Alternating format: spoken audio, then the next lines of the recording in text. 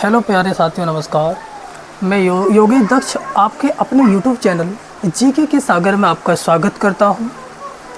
आज हम एक नए टॉपिक पर बात करने जा रहे हैं। नए टॉपिक को पढ़ेंगे प्रस्तावना, यानी कि प्रेम्बल को पढ़ने जा रहे हैं।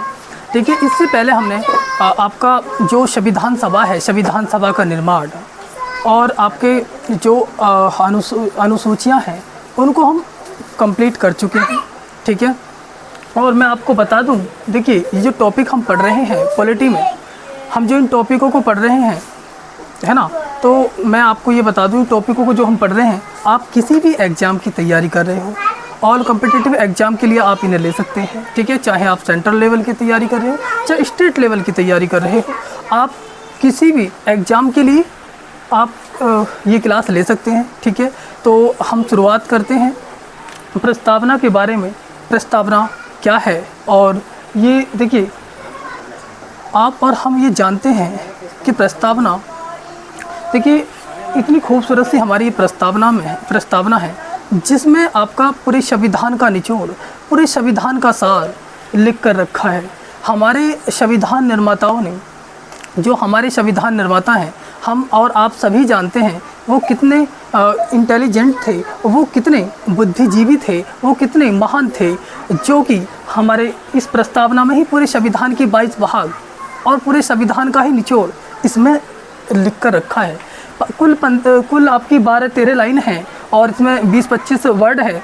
इनमें ही पूरे संविधान का निचोड़ रखा है इस प्रस्तावना में ही। ठीक है, तो आज हम हमारा टारगेट है इस क्लास का कि हम आज इस प्रस्तावना को जानेंगे। ठीक है, इस प्रस्तावना के बारे में, इनके जो वर्ड है इनके बारे में जानेंगे, इनके महत्व को समझेंगे, इनका अर्थ जानेंगे। ठीक है, तो हम शुरुआत करते हैं इस प्रस्तावना के बारे में। ठीक है, चलो शुरुआत कर लेते हैं। इस प्रस्तावना के बारे में बात करूँ तो साथियों, तो सबसे पहले मैं बात करूं कि इस प्रस्तावना का विचार कहाँ से लिया गया है, या इस प्रस्तावना की शुरुआत किस वर्ड से होती है, इस प्रस्तावना की लैंग्वेज, भाषा कहाँ से ली गई है, उसके बारे में बात कर रहा हूँ। ये इस प्रस्तावना के बारे में हम बात करें कि प्रस्तावना की जो प्रस्तावना वर्ड है, जो प्रस्तावना है, इसकी शुरुआत कहाँ से होती है। इसकी शुरुआत हम भारत के लोग शब्द से हुई है। हम भारत के लोग शब्द से हुई है। मैं यहाँ लिखता चल रहा हूँ और उन वर्डों के बारे में मैं समझाता चलूँगा, जो महत्व है उनके बारे में मैं समझाता चलूँगा, और जो इम्पोर्टेंट है परीक्षा की दृष्टि से मैं उन्हें लिखता भी चलूँगा। ठीक है, तो यहाँ पर हमको लिखना है कि भैया जो प्रस्तावना है, तो प्रस्तावना का जो पहला वर्ड है, शुरुआत जो हुई है, हम भारत के लोग शब्द से हुई है। तो क्या लिखेंगे, प्रस्तावना की शुरुआत, या मैं लिख सकता हूँ कि प्रस्तावना का आरंभ हम भारत के लोग शब्द से हुई है। ठीक है, हम भारत के लोग शब्द से हुई है प्रस्तावना का आरंभ। प्रस्तावना का आरंभ, प्रस्तावना का आरंभ, प्रस्तावना का जो आरंभ है, जो प्रारंभ है, जो शुरुआत हुई है, प्रस्तावना की शुरुआत हम भारत के लोग शब्द से हुई है। प्रस्तावना का आरंभ, प्रस्तावना का जो आरंभ है, हम भारत के लोग शब्द से हुई है। हम भारत के लोग, हम भारत के लोग शब्द से हुई है। देखिए, अब मैं आपसे बात करूं, हम भारत के लोग शब्द से हुई है। अब मैं आपसे बात करूं कि हम भारत के लोग शब्द कहाँ से लिया गया है। यह आपके संयुक्त राष्ट्र संघ के चार्टर से लिया गया है। किससे लिया गया है, हम भारत के लोग शब्द संयुक्त राष्ट्र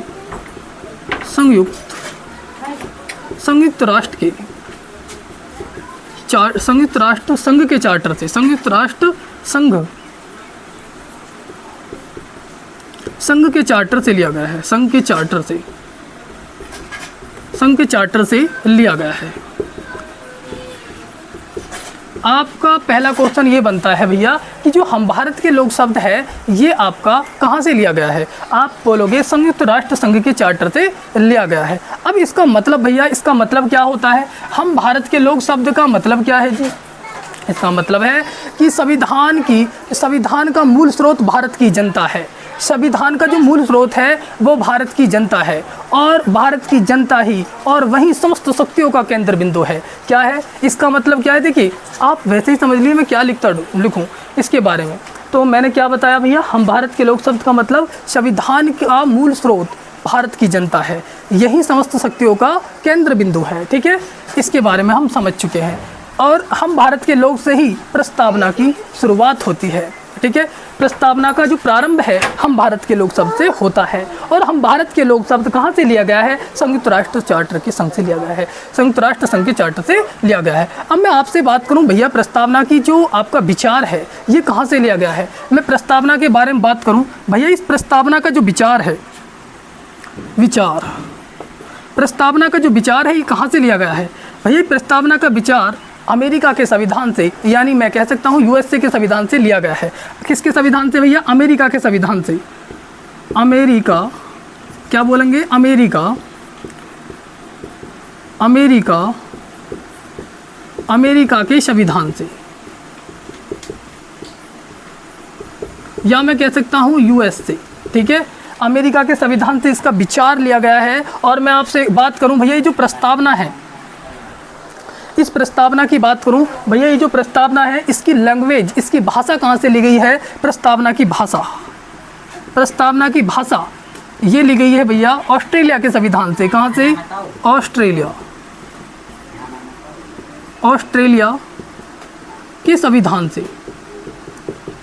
ठीक है, बात समझ में आ रही है कि भैया इसकी भाषा, आपसे क्वेश्चन ये बनेगा कि भैया प्रस्तावना की जो भाषा है वो कहाँ से, किस देश के संविधान से ली गई है। आपको क्या चूज करना है, ऑस्ट्रेलिया के संविधान से। यदि आपसे क्वेश्चन पूछा जाए कि भैया विचार हमने जो हमारी प्रस्तावना है वो कहाँ से लिया गया है विचार, भैया अमेरिका के संविधान से, या मैं कहूँ यूएसए के संविधान से। ठीक है, अब भैया अब मैं बात करता हूँ, इसको मिटा देता हूँ, आगे बात करते हैं। ठीक है भैया, आगे बात कर लेते हैं, इसको मैं मिटा देता हूँ। देखिए, अब मैं आपसे एक बात कहूँ, देखिए जो ये हमारी प्रस्तावना है, सबसे पहले इस प्रस्तावना का जो उद्देश्य प्रस्ताव है, सबसे पहले जो इस प्रस्तावना के बारे में चर्चा की है, जिक्र किया है, जो प्रस्ताव पेश किया है वो पंडित जवाहरलाल नेहरू ने क्या है। तो मैं यहाँ लिख देता हूँ कि भैया पंडित जवाहरलाल नेहरू ने, पंडित जवाहरलाल नेहरू ने, जवाहरलाल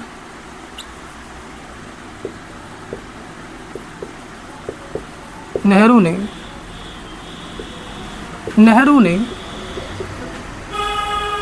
13 दिसंबर 1946 को, 13 दिसंबर 1946 को एक उद्देश्य प्रस्ताव पेश किया।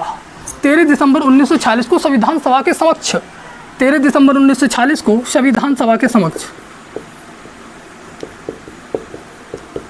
संविधान सभा के समक्ष, संविधान सभा के समक्ष उद्देश्य प्रस्ताव पेश किया। उद्देश्य प्रस्ताव पेश किया। अब भैया अब एक क्वेश्चन ये बनता है कि पंडित जवाहरलाल नेहरू ने उद्देश्य, या फिर ये बनता है कि उद्देश्य प्रस्ताव किसने पेश किया। आपका जवाब होगा पंडित जवाहरलाल नेहरू ने। कब किया, 13 दिसंबर 1946 को उद्देश्य प्रस्ताव पेश किया। और आपसे यदि ये पूछा जाए उद्देश्य प्रस्ताव कब स्वीकार किया गया, आपको क्या बताना है भैया, उद्देश्य प्रस्ताव संविधान सभा के द्वारा ये कब स्वीकारा गया, कब स्वीकार किया। उद्देश्य प्रस्ताव स्वीकारा कब, मैं लिख सकता हूँ कब स्वीकार किया। ये आपका जो स्वीकार किया गया था 22 जनवरी 1947 को स्वीकार किया गया है ना। अब मैं आपसे बात करूं भैया, जो आपका, ध्यान से समझो क्या लिख रहे हूँ, जवाहर, ठीक है ना। मैं आपसे क्या कहना चाह रहा हूँ, 13 दिसंबर 1946 को संविधान सभा के समक्ष उद्देश्य प्रस्ताव पेश किया है ना, और ये स्वीकारा कब, 22 जनवरी 1947 को। अब मैं आपसे ये पूछूं भैया, ये जो उद्देश्य प्रस्ताव है, इस उद्देश्य प्रस्ताव से ही, इस प्रस्तावना का नाम, प्रेम्बल का नाम उद्देशिका पड़ गया। क्या पड़ गया भैया, मैं लिख सकता हूँ कि उद्देश्य प्रस्ताव से ही, मैं यहाँ लिख सकता हूँ उद्देश्य प्रस्ताव से ही प्रस्तावना का नाम क्या पड़ गया, प्रेम्बल का नाम क्या पड़ गया, उद्देशिका पड़ गया। मैं लिखूंगा भैया प्रस्तावना का नाम, उद्देश्य प्रस्ताव से ही प्रस्तावना का नाम, मैं लिख सकता हूँ यहाँ पर प्रस्तावना का नाम क्या पड़ गया, उद्देशिका पड़ गया। उद्देशिका। ठीक है, बात समझ में आई। तो इसका एक और नाम क्या हो गया, उद्देशिका। ठीक है, अब मैं आगे की बात करता हूँ, भैया इसको मिटा देता हूँ।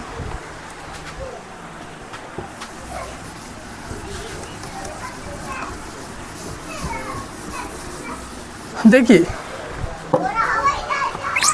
अब मैं बात करता हूँ कि भैया हमारी प्रस्तावना में सबसे पहला वर्ड क्या था, हम भारत के लोग। उसके बाद जो मैं बात करता हूँ, जो उसके बाद जो हमारा वर्ड है संपूर्ण प्रभुत्व संपन्न। हमारी प्रस्तावना में अगला वर्ड क्या है, संपूर्ण प्रभुत्व संपन्न। क्या बात करेंगे, संपूर्ण प्रभुत्व संपन्न, संपूर्ण प्रभुत्व संपन्न, संपूर्ण प्रभुत्व संपन्न। ठीक है भैया, संपूर्ण प्रभुत्व संपन्न जो है आपका, मैं बात करूं संपूर्ण प्रभुत्व संपन्न। अब देखिए मैं इसके बारे में देखिए डेफिनेशन एग्जाम में नहीं पूछी जाती, बस केवल हमें समझना चाहिए कि संपूर्ण प्रभुत्व संपन्न का मतलब क्या है। तो संपूर्ण प्रभुत्व संपन्न के बारे में मैं बताता हूं आपको भैया। संपूर्ण प्रभुत्व संपन्न का मतलब ये है कि जो हमारा भारत है, हमारा जो भारत देश है, कि वो किसी विदेशी शक्ति सत्ता के अधीन नहीं है। वह भारत इंडिपेंडेंस है।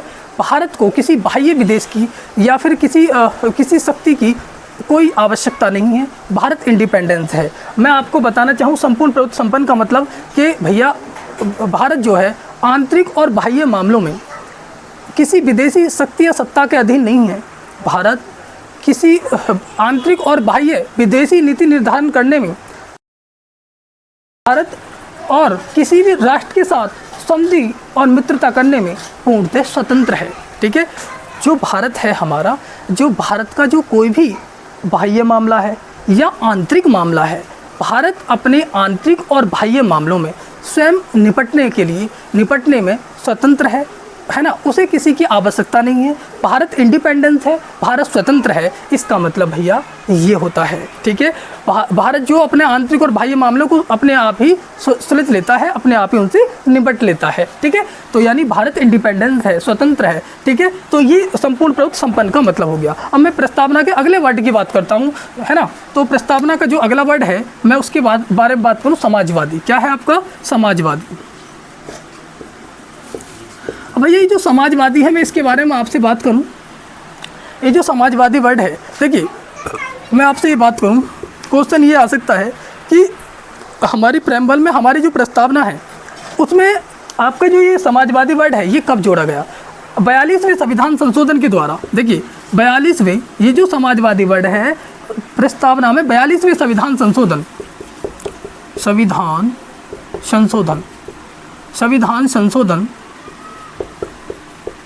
गलत लिख रहे हो। संविधान संशोधन के द्वारा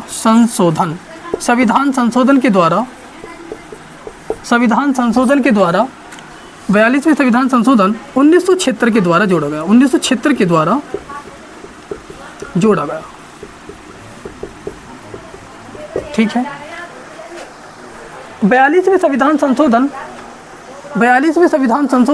1976 के द्वारा ये जोड़ा गया। ठीक है, अब मैं आपसे बात करूं, जो समाजवादी वर्ड है, आपसे पूछा जाए, क्वेश्चन ये आए कि समाजवादी वर्ड कौन से अमेंडमेंट के द्वारा जोड़ा गया, 42वें संविधान संशोधन 1976 के द्वारा जोड़ा गया। अब भैया अब आप ये बताओ कि भैया ये जो समाजवादी वर्ड है इसका मतलब क्या होता है ना। आखिरकार देखिए हम जानते हैं कार्ल मार्क्स की देन है समाजवादी वर्ड।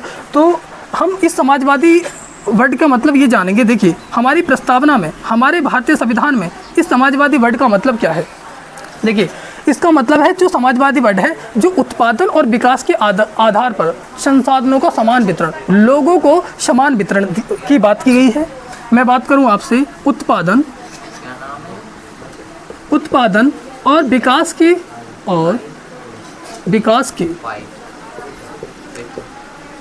के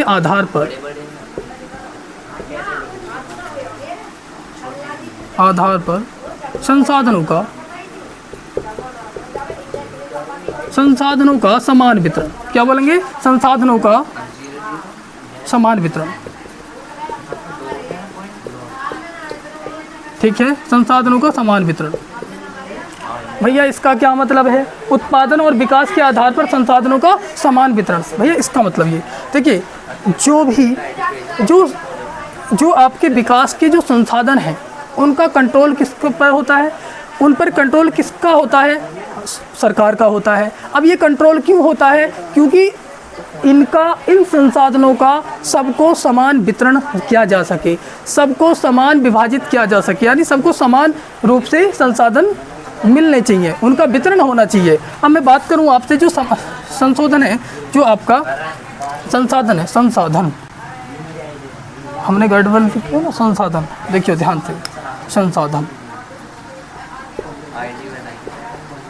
ठीक है, संसाधन ठीक है, विकास के आधार पर संसाधनों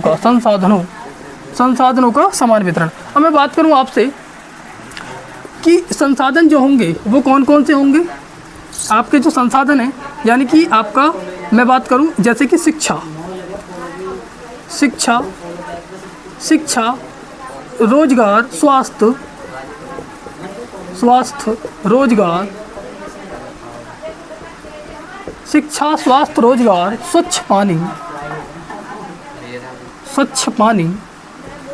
स्वच्छ वातावरण,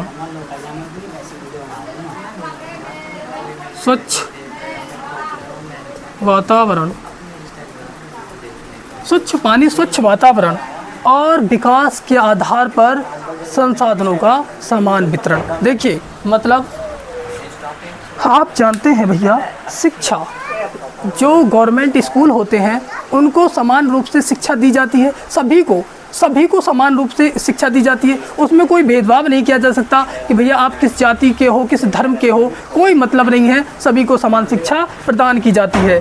भैया स्वास्थ्य जो आपके देखते हैं कि जो गवर्नमेंट आपके हॉस्पिटल हैं, उन हॉस्पिटलों में आप सबको समान जो इलाज कराया जाता है, मुफ्त में इलाज किया जाता है ना, सरकार की ही तरफ से, गवर्नमेंट की तरफ से, ये सबको, उसमें कोई भेदभाव नहीं किया जा सकता। ठीक है।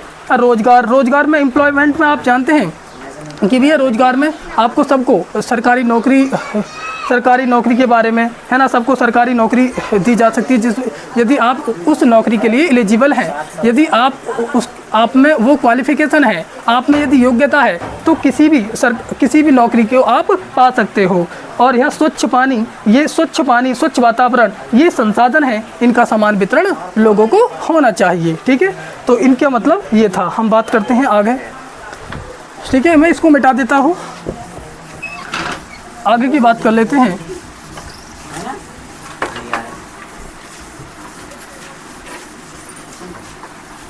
अब जो हमारी प्रस्तावना है, हमारी इस प्रस्तावना में अगला वर्ड जो आता है वो आता है पंथ निरपेक्ष। बात करते हैं, आपका अगला क्या है? पंथ निरपेक्ष।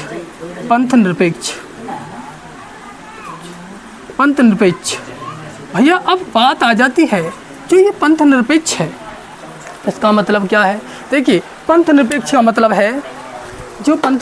मतलब है कि हमारा भारत एक पंथ निरपेक्ष देश है। इस पंथ निरपेक्ष का अर्थ ये हुआ कि भैया जो हमारा भारत है वह सभी धर्मों का सम्मान करता है, वह सभी धर्मों को संसाधनों का समान वितरण करता है, वह सभी धर्मों को मानता है। इसका मतलब कि भारत, यानी कि पंथ निरपेक्ष का मतलब भारत किसी कोई पर्टिकुलर कोई भी धर्म को या किसी विशेष धर्म को राज धर्म के रूप में मान्यता प्रदान नहीं करता, बल्कि वह भारत सभी धर्मों का समान संरक्षण करता है, यानी कि सभी धर्मों को समान संरक्षण और समान संसाधनों का वितरण करता है, यानी कि सभी धर्मों का सम्मान करता है। हमारा प्यारा भारत सभी धर्मों का सम्मान करता है। पंथ निरपेक्ष का मतलब क्या है कि भारत किसी विशेष सिंगल धर्म को, किसी एक धर्म को टारगेट नहीं करता, बल्कि सभी धर्मों का सम्मान करता है हमारा भारत।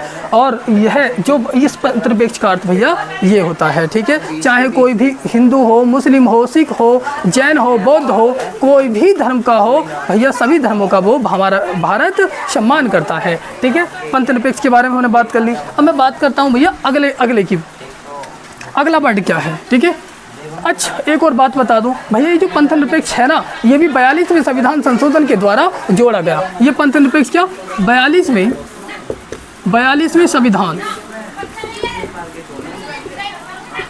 संविधान संशोधन के द्वारा जोड़ा गया। संशोधन के द्वारा 42वें संविधान संशोधन 1976 1976 के द्वारा जोड़ा गया। ठीक है भैया। अब मैं अगले वर्ड की बात करूँगी, के बारे में बात करूँगी, लोकतंत्र। लोकतंत्र के बारे में अब देखिए मैं बात करूँ आपसे। देखिए अमेरिका की पूर्व राष्ट्रपति, अमेरिका के पूर्व राष्ट्रपति Abraham Lincoln, Abraham Lincoln. Abraham Lincoln ने कहा, अब्राहम लिंकन ने कहा कि लोगों का शासन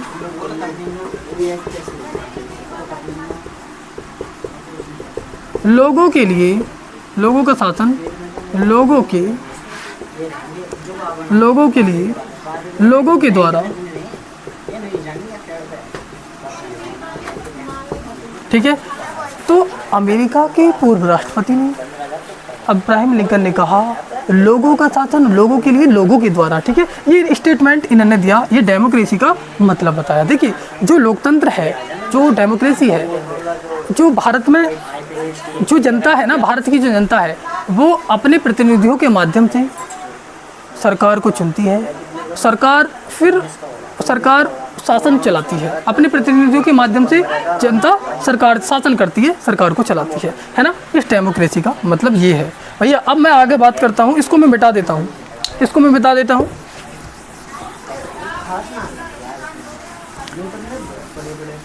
इसके बाद है भैया गणराज्य के बारे में हम बात करते हैं। अगला वर्ड हमारी प्रस्तावना में क्या है? गणराज्य।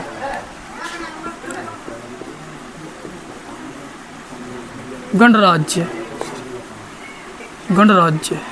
ठीक है, अब मैं बात करूं कि गणराज्य के बारे में। भैया इस गणराज्य का मतलब क्या है? रिपब्लिक। रिपब्लिक का मतलब क्या होता है? गणराज्य का मतलब क्या होता है? देखिए भारत एक गणराज्य है। इसका मतलब एक ऐसे राज्य से होता है, इसका अर्थ एक ऐसे राज्य से होता है जो आपके, जो भारत में जो राष्ट्रीय अध्यक्ष है वो निर्वाचित होगा। राष्ट्रीय अध्यक्ष जो भारत का जो राष्ट्रीय अध्यक्ष होगा, जो उस राज्य का जो राष्ट्रीय अध्यक्ष होगा वो निर्वाचित होगा, न कि वंशानुगत होगा। ठीक है, यानी कि इसका मतलब क्या है? इसका अर्थ है, इसका अर्थ एक ऐसे राज्य से है कि उसका राष्ट्रीय अध्यक्ष निर्वाचित होगा। क्या होगा? राष्ट्रीय अध्यक्ष निर्वाचित होगा। यानी कि भारत का राष्ट्रीय अध्यक्ष, राष्ट्रीय अध्यक्ष निर्वाचित होगा। क्या होगा भैया? क्या होगा? निर्वाचित। ठीक है, जो भारत का जो राष्ट्रीय अध्यक्ष होगा वो आपका क्या होगा? निर्वाचित होगा। जैसे कि मैं बात करूं कि हमारे भारत का जो राष्ट्रीय अध्यक्ष है, देखिए जो हमारे भारत का सर्वोच्च पद है वो राष्ट्रपति का पद होता है। वो राष्ट्रपति का पद भी, उस पद के लिए भी निर्वाचन होते हैं, भले ही अप्रत्यक्ष इनडायरेक्ट निर्वाचन होते हो, इनडायरेक्ट इलेक्शन होते हो, पर उनका पद भी निर्वाचन द्वारा भरा जाता है। जैसे कि मैं बात करूं भारत के राष्ट्रपति, जैसे कि मैं बात करूं भारत के राष्ट्रपति, भारत के जो राष्ट्रपति हैं उनका पद कैसा होता है? निर्वाचन होता है। उनका जो पद है वो कैसा होता है भैया? पद निर्वाचन होता है। यानी कि भैया इलेक्शन होते हैं, और वो कैसे होते हैं इलेक्शन भैया? वो इनडायरेक्टली इलेक्शन होते हैं, यानी कि अप्रत्यक्ष होते हैं। कैसे होते हैं? अप्रत्यक्ष। कैसे होते हैं भैया? इनडायरेक्ट इलेक्शन होते हैं, अप्रत्यक्ष निर्वाचन होते हैं। ठीक है, ठीक है, निर्वाचित। ठीक है, या मैं ऐसे लिख सकता हूँ यहाँ निर्वाचित। ठीक है, निर्वाचित। इनका पद कैसा होता है? निर्वाचित होता है। और अप्रत्यक्ष निर्वाचन, उनके पद के लिए कैसे निर्वाचन होते हैं? अप्रत्यक्ष निर्वाचन। अब मैं आगे बात करूं भैया, भारत एक कैसा देश है? भारत गणराज्य देश है। यानी कि आपको मैं बता सकता हूं कि भैया भारत में जो राष्ट्रीय अध्यक्ष होगा वो निर्वाचन होगा। इसका मतलब गणराज्य का मतलब ये होगा। ठीक है, और देखिए वंशानुगत, वंशानुगत का मतलब क्या होता है कि भैया वंशानुगत का अर्थ ये होगा कि जो राजा का बेटा है वो ही राजा बनेगा, यानी पीढ़ी दर राजा राजा बनते जाएंगे, या रानी की बिटिया या रानी का बेटा ही राजा बनेगा, वो वंशानुगत का मतलब होता है। लेकिन हमारे इंडिया में, हमारे भारत में ऐसा नहीं है।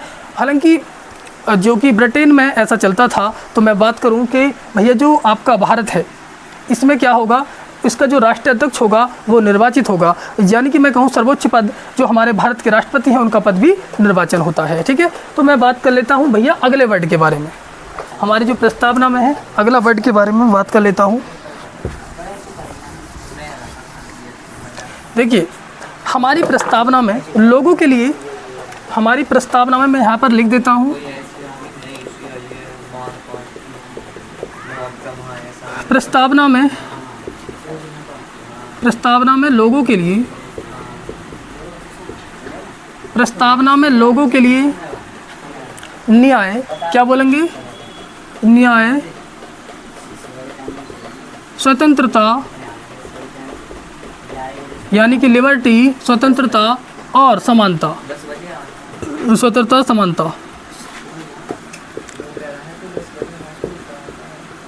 स्वतंत्रता समानता सुनिश्चित करने का,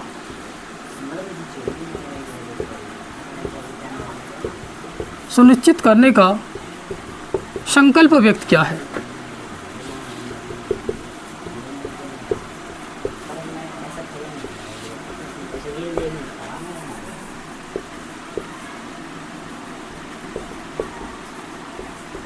ठीक है, मैं आपसे बात करूं कि हमारी जो प्रस्तावना है उसमें लोगों के लिए न्याय, स्वतंत्रता और समानता सुनिश्चित करने का संकल्प व्यक्त किया गया है।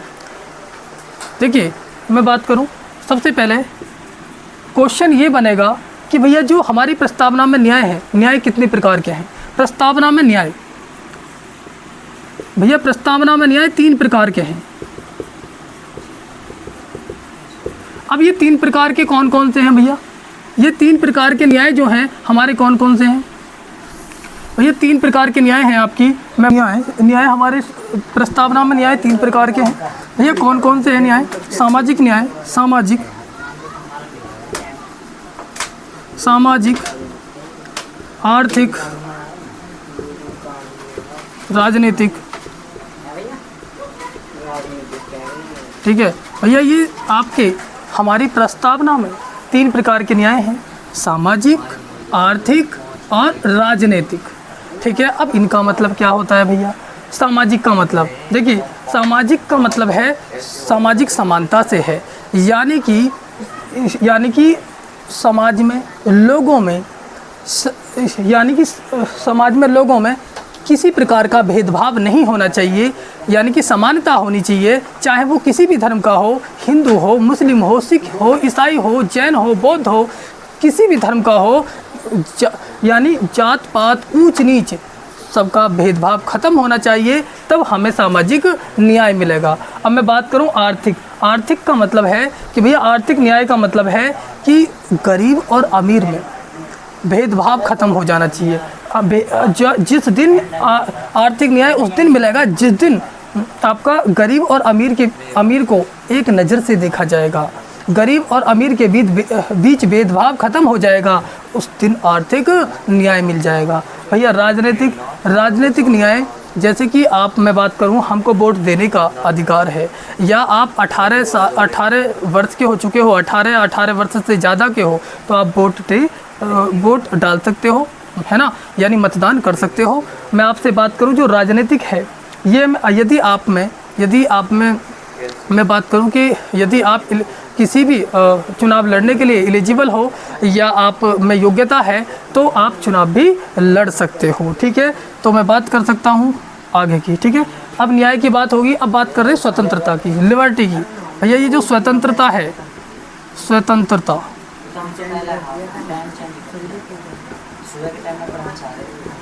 अब मैं बात करूं स्वतंत्रता, हमारी प्रस्तावना में स्वतंत्रता 5 प्रकार की है। स्वतंत्रता मैं बात करूं, स्वतंत्रता 5 प्रकार की है। अब स्वतंत्रता कितने प्रकार है भैया, 5 कौन कौन से। देखिए पहला, कि भैया पहला जो प्रकार है आपका स्वतंत्रता का, कि पहले की बात करूं कि विचार करने की, फिर एक्सप्रेशन यानी विचार और अभिव्यक्त करने की, अभिव्यक्त करने का, और फिर विश्वास करने की। आप विश्वास कर सकते हो। उसके बाद मैं बात करूं विश्वास करने की और आपका धर्म की। उसके बाद आपकी धर्म की होगी। उसके बाद मैं बात करूं आपसे, फिर उसके बाद है वर्शिप, उपासना। ठीक है, ये 5 प्रकार की आपके पास स्वतंत्रता है, विचार करने की, अभिव्यक्त करने की, और विश्वास, धर्म और उपासना की। ठीक है, तो भैया विचार, आपके मन में कुछ भी विचार आ सकता है। हमारे जो विचार है, थॉट है, हम उनको नहीं रोक पाएंगे, और हमें कुछ भी विचार करने की, सोचने की स्वतंत्रता है, हम उनको नहीं रोक सकते हैं। और हमें उनको अभिव्यक्त करने की, एक्सप्रेस करने की भी आज़ादी है, स्वतंत्रता है। ठीक है, यानी उसकी उन विचारों को दूसरों को बताने की, एक्सप्रेस करने की, अभिव्यक्त करने की हमें आज़ादी, स्वतंत्रता है। ठीक है, अब मैं बात करूं, जो देखिए विचार ऐसे करने चाहिए, ऐसे करने हैं कि जिससे किसी की भावनाओं को ठेस ना पहुंचे, किसी का अपमान ना हो, या फिर आपको ऐसे कहीं ऐसे विचार नहीं करने, या किसी को ऐसे विचार नहीं बताने हैं अपने कि उनसे दंगा हो जाए। ठीक है, उनसे लोग आपस में लड़ने लगें, ऐसा कोई विचार नहीं करना है। ठीक है, फिर उसके बाद आप विश्वास करने की, अब तुम चाहे उन विचारों पर कितना भी विश्वास कर सकते हो, वो तुम्हारी स्वतंत्रता है। उसके बाद भैया धर्म, आप किसी भी धर्म को मान सकते हो, हिंदू, मुस्लिम, सिख, ईसाई, जैन, बौद्ध, कोई से भी धर्म को अपना सकते हो, वो भी आपकी स्वतंत्रता है। फिर उपासना, वर्शिप, आप भैया फिर उस धर्म के अनुसार आप पूजा पाठ कर सकते हो, वो भी आपकी स्वतंत्रता है। ठीक है, अब हम आगे बात करते हैं भैया। अब मैं आगे बात करता हूँ, ध्यान से समझो बात को। देखिए, जो हमारी प्रेम्बल है, जो प्रस्तावना है, इसको 1973 से पहले संविधान का भाग नहीं माना जाता था। ठीक है, 1973 से पहले देखिए एक अलग अलग केस आए, एक केस आया था, जो अलग अलग केस आए थे, उनमें से एक केस था आपका वैरूवारी केस, 1960 में आया था। मैं बात करूं यहाँ पर, एक वैरूवारी केस आया था। वैरूवारी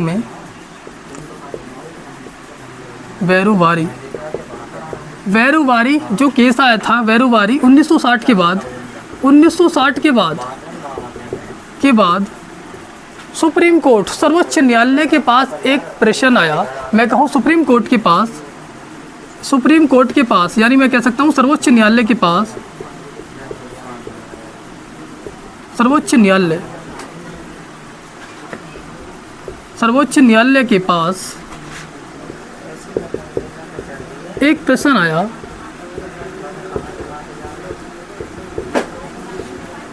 भैया वो प्रश्न क्या आया? क्या सुप्रीम कोर्ट के पास ये प्रश्न आया, क्या भैया उद्देशिका प्रस्तावना संविधान का अंग है? फिर जो सुप्रीम कोर्ट है, सर्वोच्च न्यायालय ने कहा कि भैया जो हमारी प्रस्तावना है वो संविधान का भाग, संविधान का अंग नहीं है। भले ही जो प्रस्तावना है वो संविधान का प्रेरणा स्रोत भले ही हो, लेकिन किंतु वह संविधान का भाग नहीं है। तो सुप्रीम कोर्ट ने क्या बने कर दिया भैया, साफ कह दिया कि सुप्रीम कोर्ट ने कहा मतलब सर्वोच्च न्यायालय ने कहा, यानी उच्चतम न्यायालय ने कहा कि प्रेम्बल जो प्रस्तावना है, प्रश्न आया, क्या प्रश्न आया भैया? प्रश्न आया, अभी मैं वो बता देता हूँ उनके पास क्या प्रश्न आया। प्रश्न आया कि क्या प्रस्तावना संविधान का अंग है? संविधान का अंग है। लेकिन सुप्रीम कोर्ट ने क्या कहा? नहीं। सुप्रीम कोर्ट ने कहा नहीं, प्रस्तावना संविधान का अंग नहीं है, संविधान का अंग नहीं है। ठीक है, सुप्रीम कोर्ट ने क्या कहा, भैया प्रस्तावना भले ही संविधान का प्रेरणा स्रोत भले ही हो, लेकिन तो वह संविधान का अंग नहीं है। अब मैं बात करता हूँ, भैया आ गए तो भैया ये बात कह दी गई, लेकिन एक और केस आया। मैं बात करूं आपसे, जो केशवानंद भारतीय केशवानंद, मैं लिख देता हूं यहाँ पर केशवानंद, किंतु एक केस आया था आपका केशवानंद,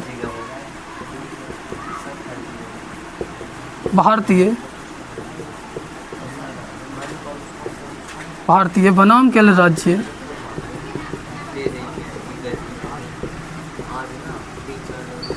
उन्नीस सौ तिहत्तर के प्रकरण में, 1973 के प्रकरण में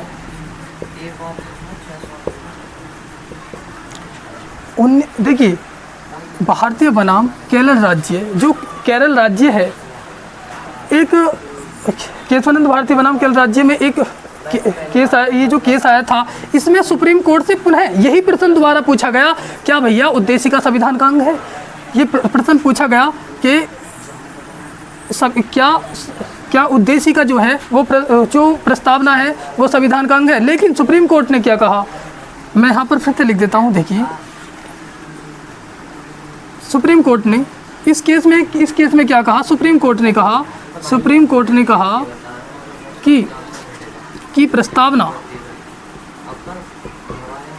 प्रस्तावना संविधान का अंग है। क्या कहा, प्रस्तावना देखिए, सुप्रीम कोर्ट ने कहा कि जो सुप्रीम कोर्ट का जो पिछला वाला मत था, जो सुप्रीम कोर्ट ने पहले वाले मत को उलटते हुए बदलते हुए कहा कि भैया जो प्रस्तावना है वह संविधान का अंग है।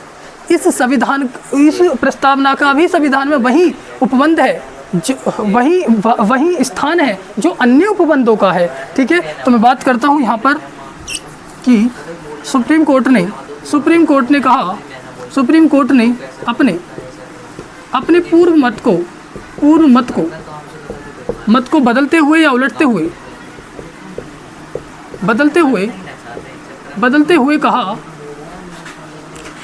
कहा कि उद्देशिका, या मैं कह दूं प्रस्तावना, उद्देशिका संविधान का अंग है। उद्देशिका संविधान का अंग है। ठीक है, उद्देशिका संविधान का अंग है। ठीक है, बात समझ में आई? तो भैया अपने जो सुप्रीम कोर्ट ने ये जो आपका केस है, इस वाले केस में प्रस्तावना को संविधान का अंग बताया। फिर भैया सुप्रीम कोर्ट ने क्या कहा इसके बाद,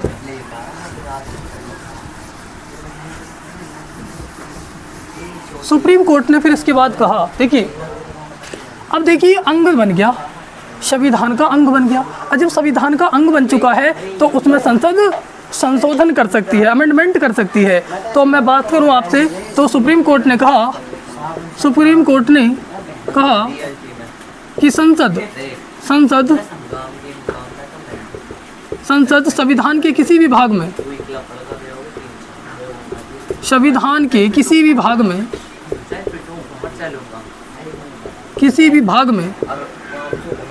संशोधन कर सकती है।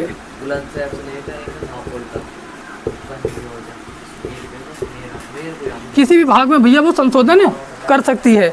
अब भैया किसी भी भाग में संशोधन कर सकती है, लेकिन मूल ढांचे का उल्लंघन नहीं होना चाहिए। लेकिन सुप्रीम कोर्ट ने कहा, लेकिन मूल ढांचे का उल्लंघन नहीं होना चाहिए। लेकिन मूल ढांचे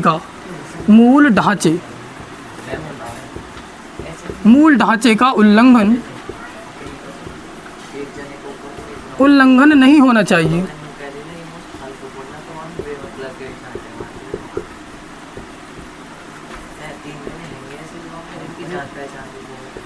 ठीक है,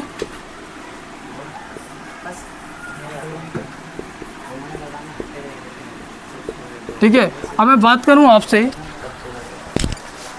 बात करूं कि भैया अब संसद ने कहा मूल ढांचा तो संविधान में, मूल ढांचे का तो संविधान में उल्लेख ही नहीं है ना। तो यानी मूल ढांचा क्या है? फिर संसद ने पूछा कि मूल ढांचा क्या है। मूल ढांचा क्या है?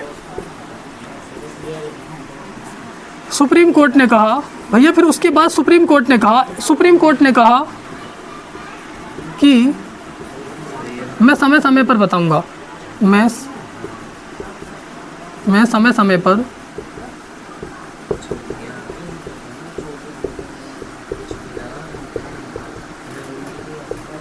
समय समय पर बताऊंगा कि मूल ढांचा क्या है।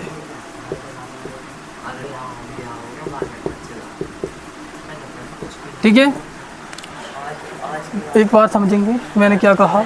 भैया संसद ने, सुप्रीम कोर्ट ने संसद से ये कहा कि भैया संविधान के किसी भाग में आप संशोधन कर सकती हो, लेकिन मूल ढांचे का उल्लंघन नहीं होना चाहिए। फिर संसद ने कहा मूल ढांचा क्या है भैया? अजी ये मूल ढांचा क्या है? मूल ढांचा तो संविधान में ही परिभाषित नहीं है। तो फिर भैया मूल ढांचा, संसद ने पूछा सुप्रीम कोर्ट से, किससे पूछा? सुप्रीम कोर्ट से पूछा कि मूल ढांचा क्या है। तो सुप्रीम कोर्ट ने कहा कि भैया इस मूल ढांचा समय समय पर बताऊंगा कि मूल ढांचा क्या है। ठीक है, यानी कि बेसिक स्ट्रक्चर जो है उसका उल्लंघन नहीं होना चाहिए संविधान का। ठीक है, संविधान के बेसिक स्ट्रक्चर का। आगे बढ़ते हैं भैया। उसके बाद मैं बात करूं, इसके बाद अब देखिए उस समय इंदिरा गांधी की सरकार थी, तो इंदिरा गांधी ने मौका देखा तो इस प्रस्तावना में संशोधन कर दिया। तो भैया प्रस्तावना में अब तक केवल एक बार संशोधन हुआ है। तो मैं बात करूं प्रस्तावना में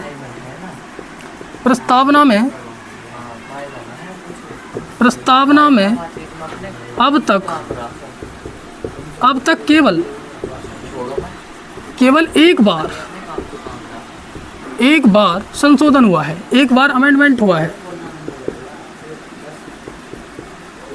संशोधन हुआ है भैया, एक बार संशोधन हुआ है। हाँ जी, देखिए अब वो संशोधन कौन सा था? जो संशोधन हुआ था वो आपका मैं बात करूं 42वां संशोधन।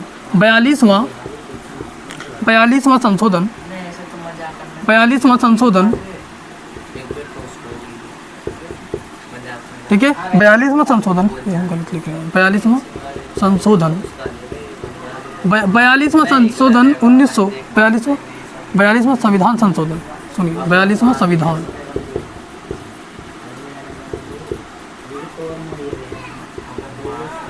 42वां संविधान संशोधन 1976।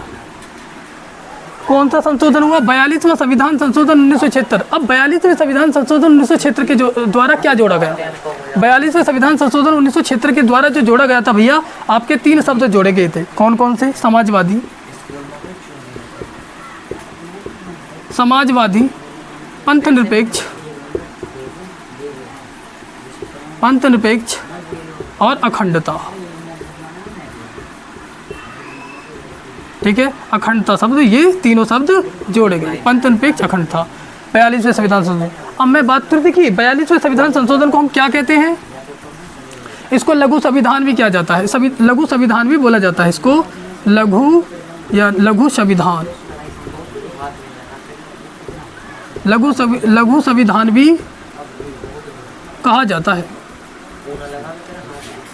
अब भैया बात ये आती है, इसको लघु संविधान क्यों कहते हैं, छोटा संविधान? इसको इसलिए कहते हैं भैया, बहुत से इस 42वें संविधान संशोधन द्वारा भैया हमारे जो संविधान है उसमें बहुत से संशोधन किए गए, है ना, बहुत सी चीज़ें ऐड की गई। ठीक है, मैं बात करूँ, बहुत से संशोधन किए गए इसी संशोधन के द्वारा। ठीक है, इसलिए इसको लघु संविधान भी कहते हैं। ठीक है, अब भैया इसमें ये चीज़ जोड़ दी गई। अब मैं बात करूं, आगे की बात कर लेता हूं भाई। देखिए मैं आगे की बात करूं, आपका हमारी जो प्रस्तावना है, इस प्रस्तावना को संविधान की मूल आत्मा किसने कहा? सीधे सीधे फैक्ट एग्जाम में बनते हैं, सीधे सीधे प्रस्तावना को, या मैं कह दूं उद्देशिका को, बात एक ही है। प्रस्तावना को संविधान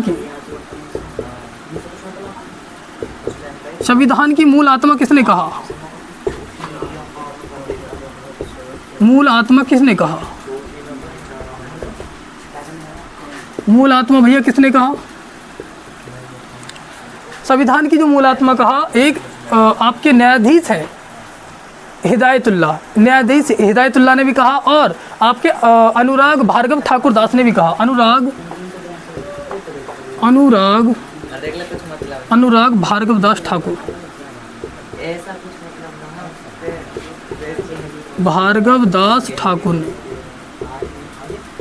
भार्गव दास ठाकुर ने कहा। और किसने कहा भैया? देखिए मैं आपसे बात करूं, एक और थे वो न्यायाधीश एम हिदायतुल्लाह न्यायाधीश ने भी कहा। अब मैं बात करूं आपसे, भैया दो ने कहा। हाँ जी, आपसे क्वेश्चन ये आ सकता है कि भैया केशवानंद भारती बनाम केरल राज्य के प्रकरण में किसने संविधान को मूल आत्मा कहा? मैं बात करूं आपसे, जो बनाम केरल राज्य में जो आपका 1973 के प्रकरण में मैं बात करूं, बनाम केरल राज्य के प्रकरण में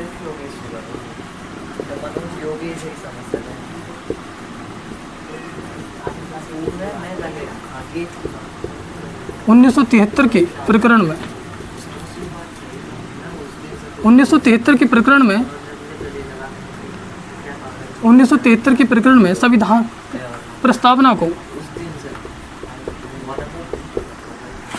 को संविधान की मूल आत्मा, संविधान की मूल आत्मा किसने कहा? ये भैया एम हिदायतुल्लाह ने। हिदायतुल्लाह न्यायाधीश कौन थे? वो न्यायाधीश हिदायतुल्लाह, न्यायाधीश हिदायतुल्लाह, ठीक है। न्यायाधीश हिदायतुल्लाह ने, क्वेश्चन ये बनेगा भैया बनाम केरल राज्य 1973 के प्रकरण में 1973 के प्रकरण में प्रस्तावना को संविधान की मूल आत्मा किसने कहा? न्यायाधीश हिदायतुल्लाह ने। यदि मैं आपसे बात करूं कि यदि सिंपल ये डायरेक्ट ये पूछा गया कि प्रस्तावना को संविधान की आत्मा किसने कहा, आप क्या बोलोगे? अनुराग भार्गव ठाकुर दास ने, ठीक है। अब मैं यदि आपसे ये कहूँ भैया ये जो प्रस्तावना है, इस प्रस्तावना को आपका राजनीतिक जन्मपत्री किसने कहा? राजनीतिक जन्मपत्री, राजनीतिक जन्मपत्री, राजनीतिक जन्मपत्री किसने कहा? राजनीतिक जन्मपत्री आपका मैं बताऊं, देखिए किसने कहा? के एम मुंशी ने। राजनीतिक जन्मपत्री किसने कहा? पत्री, ठीक है, जन्मपत्री किसने कहा? के एम मुंशी ने। अब मैं बात करूं प्रस्तावना को, अब मैं प्रस्तावना की और बात करूं कि भैया संविधान निर्माताओं के विचारों को जानने की कुंजी किसने कहा? संविधान प्रस्तावना को, इस प्रस्तावना को संविधान निर्माताओं के विचारों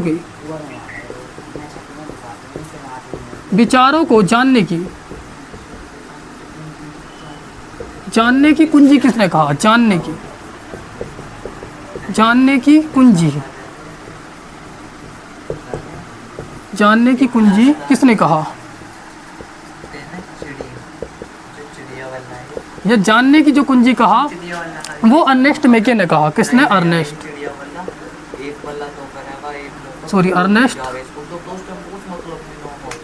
अर्नेस्ट मेके ने कहा।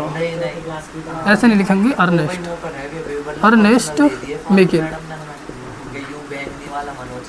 मेके ने कहा, ठीक है। संविधान निर्माताओं के विचारों की जानने की कुंजी अर्नेस्ट मेके ने कहा। अब मैं आगे बात करूं आपसे भैया कि इस प्रस्तावना को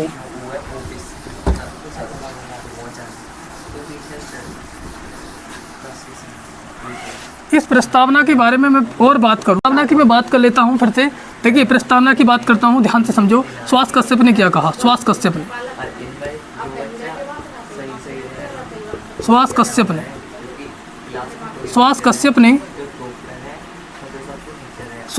ने कहा कि भैया यदि प्रस्तावना, देखिए श्वास कश्यप ने कहा कि यदि संविधान शरीर है,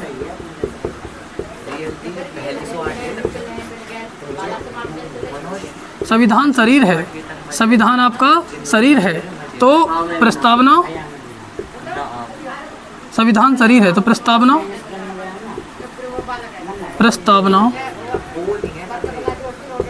उसकी आत्मा है, ठीक है। और सुभाष कश्यप ने और एक और स्टेटमेंट किया, और क्या दिया, ये सुभाष कश्यप ने ये भी कहा कि यदि आपकी प्रस्तावना आधारशिला है,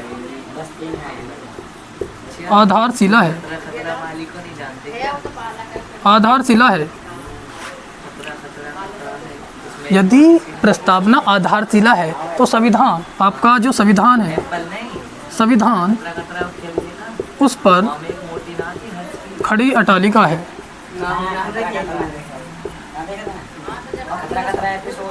अटालिका है।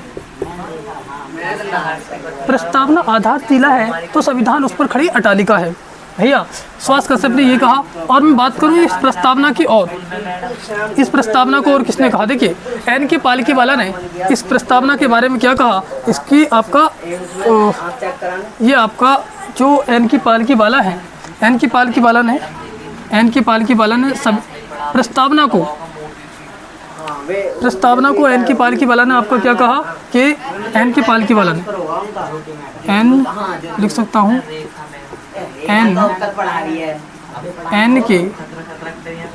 एन के पालकीवाला, एन के पालकीवाला ने प्रस्तावना को कहा कि भैया ये प्रस्तावना जो है आपकी, ये प्रस्तावना आपकी जन्मपत्री है। जन्मपत्री के बारे में बताया उन्होंने, क्या बताया कि जन्मपत्री है।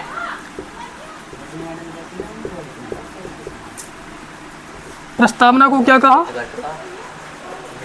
एन के पालकीवाला ने प्रस्तावना को क्या कहा, जन्मपत्री कहा। मैं आगे बात कर लेता हूँ।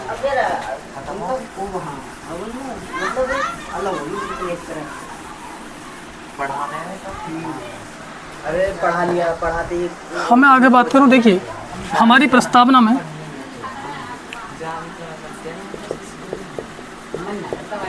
इस प्रस्तावना में जो भारत की एकता, स्वतंत्रता, बंधुता,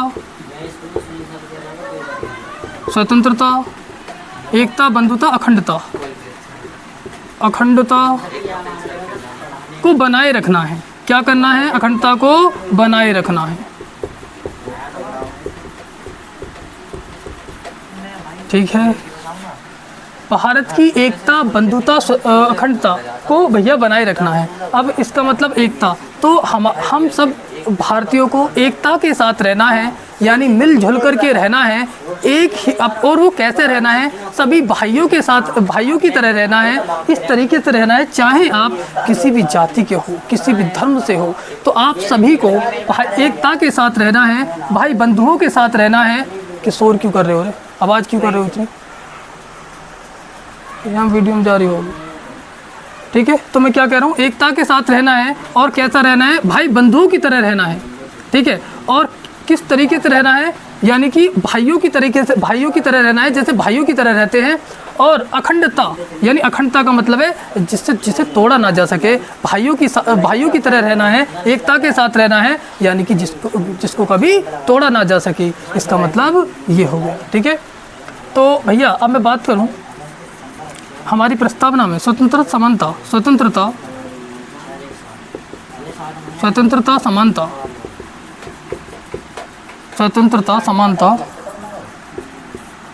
और बंधुता। स्वतंत्रता, समानता, बंधुता, ये कहाँ से लिए गए हैं भैया? स्वतंत्रता, समानता, बंधुता ये फ्रांस की क्रांति से लिए गए हैं। फ्रांस की